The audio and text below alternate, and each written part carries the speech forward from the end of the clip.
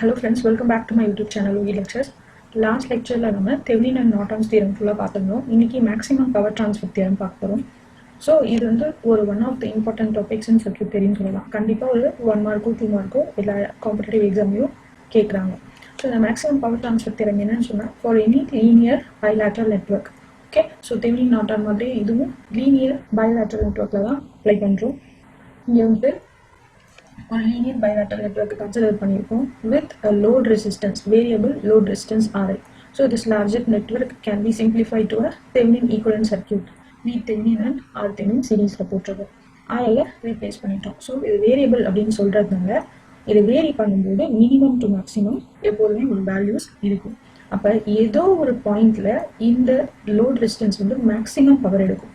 அது எந்த பாயிண்ட்னு சொன்னா இந்த லோட் ரெசிஸ்டன்ஸ் வேல்யூவும் இன்டர்னல் ரெசிஸ்டன்ஸ் அதாவது இந்த RThevenin ஈக்குவல் ஆகும்போது லோடு வந்து மேக்ஸிமம் பவர் எடுக்கும். இதுதான் மேக்ஸிமம் பவர் டிரான்ஸ்ஃபர் தியரம். சரியா? ஸோ இதில் நம்ம 3 கேஸ் நான் இங்கே கொடுத்துருக்கேன். பியூர்லி டிசி சர்க்யூட்டாக இருந்தால் RL will be equal to RThevenin அந்த டைமில் மேக்ஸிமம் பவர் எடுக்கும். ஏசி சர்க்யூட் வித் ZL லோடாக இருந்தால் இந்த RLக்கு பதிலாக ZL போட்டு அதை வேரியபிளாக போட்டிருந்தா அண்ட் அந்த ZL வேல்யூ வந்து எப்படி இருக்கும்னா conjugate, complex conjugate of Z-Thevenin இருக்கும். If Z-Thevenin is equal to R plus JX, ZL will be equal to R minus JX. Okay, third case வந்து AC circuit with purely resistive load. So AC circuit with purely resistive load இருந்தா and the resistive load ஓட value வந்து magnitude of Z-Thevenin இருக்கும். அதாவது square root of R-Thevenin square plus X-Thevenin square இருக்கணும். அந்த டைம்ல நமக்கு power maximum இருக்கும். ஸோ இது எந்த கேஸாக இருந்தாலும் Pmaxோட ஃபார்முலா நமக்கு மாறப்போது கிடையாது. அது சேம் தான். Pmax is equal to V Thevenin square divided by 4 into R Thevenin or RL.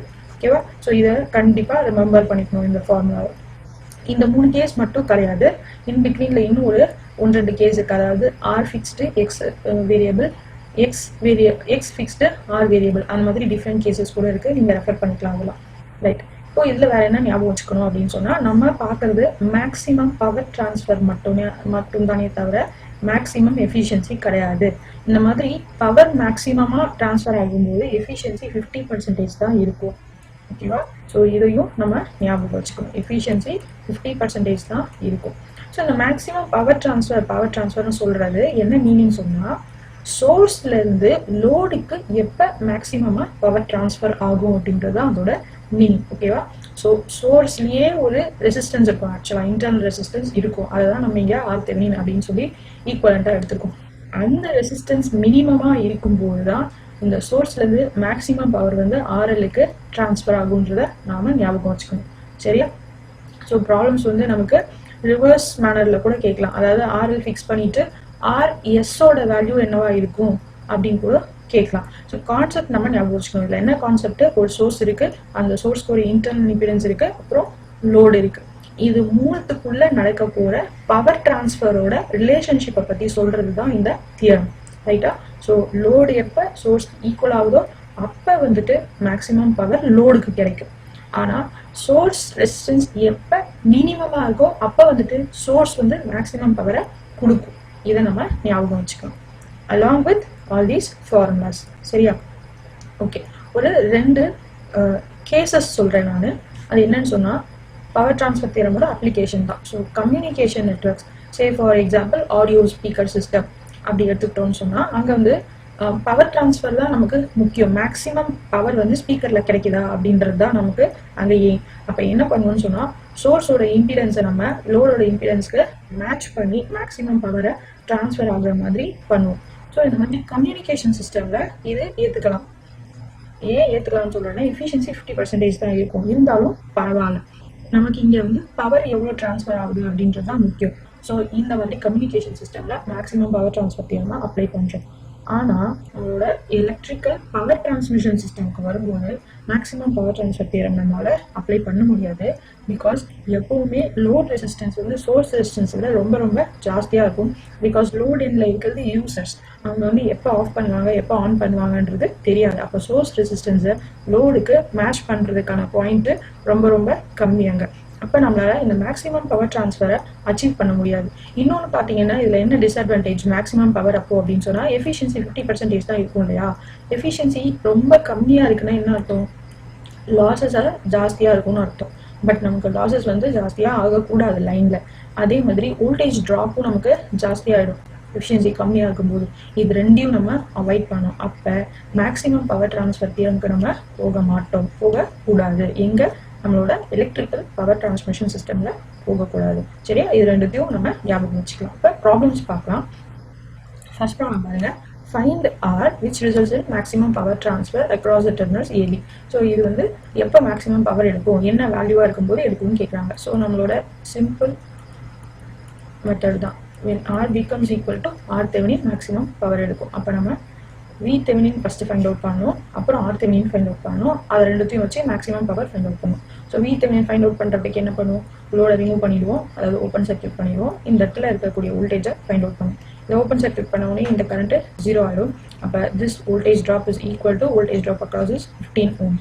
V Thevenin equal to V15. இங்கே வந்து 0 கரண்ட் இருக்கிறதுனால இங்கே ட்ராப் இருக்காது. சரியா? இப்போ இதில் இருக்க வோல்டேஜ் எப்படி ஃபைண்ட் அவுட் பண்ண முடியும்? இதில் இருக்க கரண்ட் தெரிஞ்சால் தான் ஃபைண்ட் அவுட் பண்ண முடியும். அப்போ இங்கே ஒரு கரண்ட்டை அசியூம் பண்ணுங்க, KVL அப்ளை பண்ணுங்க. KVL அப்ளை பண்ணால் 100 - I × 10 + 15 இந்த லூப்க்கு KVL அப்ளை பண்ணுங்க. ஈக்குவல் டு 0 கிடைக்கும். ஸோ I = 4 amps கிடைக்கும். அதை இங்கே சப்ஸ்டியூட் பண்ணுங்க. சப்ஸ்டியூட் பண்ணால் 60 volt நமக்கு கிடைக்குது.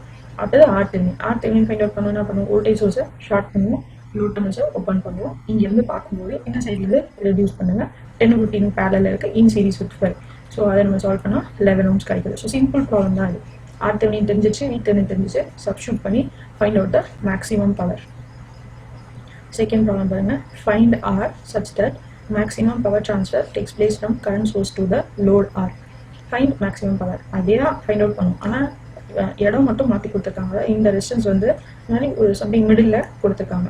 ஓகேவா? ஸோ இதுவும் ஆஸ் யூஷுவல் மெத்தட் தான். V Thevenin ஃபைண்ட் அவுட் பண்ணும், R Thevenin ஃபைண்ட் அவுட் பண்ணும். First V Thevenin find out பண்ணுறதுக்கு என்ன பண்ணிக்கோம்? லோட ரிமூவ் பண்ணிட்டோம், ஓப்பன் பண்ணிட்டோம். ஸோ இந்த டெர்மினல் இருக்கக்கூடிய வோல்டேஜ் தான் நம்மளோட V Thevenin சொல்லுவோம். இந்த டெர்மினல் இருக்கக்கூடிய வோல்டேஜ் என்னவா இருக்கும்?